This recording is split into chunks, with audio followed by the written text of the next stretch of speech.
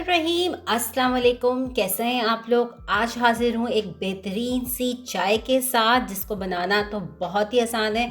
तमाम इंग्रेडिएंट्स आपके किचन में ही मौजूद हैं। जी जनाब, मैंने यहाँ लिया है 1.5 गिलास पानी और उसके अंदर डालूंगी बड़ी इलायची, छोटी इलायची, एक टुकड़ा अदरक का और उसके साथ ही छोटा सा टुकड़ा दालचीनी का डालकर इसे मैं बॉईल करने रख दूंगी। इसके साथ साथ मैंने इसके अंदर ऐड किया है 1 चाय का चमचा सौंफ, ये मैं इसके अंदर डालूंगी और इसको अच्छा सा बॉईल करने देंगे हम। अच्छा, यहाँ पे मैं शुगर इस्तेमाल कर रही हूँ। 1 टीस्पून मैंने यहाँ पे शुगर डाली है। शुगर की जगह आप कुछ भी इस्तेमाल कर सकते हैं।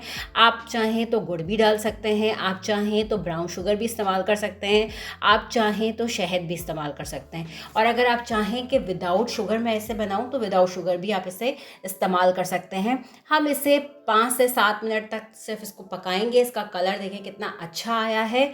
जैसे ही इसका अच्छा सा कलर आ जाएगा, एक इसके अंदर उबाल आ जाएगा, तो हम यहाँ पर फ्लेम को बंद कर देंगे और जनाब अपनी टी को सर्व करेंगे। बहुत ही मज़ेदार और बहुत ही बेनिफिशियल टी है। इसे आप इफ्तार के बाद ले सकते हैं। आप चाहें तो रमज़ान में रात में ले सकते हैं। या आपके सर दर्द को, आपके डाइजेस्टिव सिस्टम को, आपके हार्मोन्स को और उसके साथ साथ आपकी थकन को भी दूर करेगी। आपको दोबारा से एक रिफ़्रेशिंग फीलिंग देगी। बहुत ही बेनिफिशियल टी है, ज़रूर इस्तेमाल करिएगा। रमज़ान में हम इबादत में और बहुत दूसरे कामों में हमारा रूटीन चेंज हो जाता है, जिसकी वजह से थकन का भी एहसास हो रहा होता है।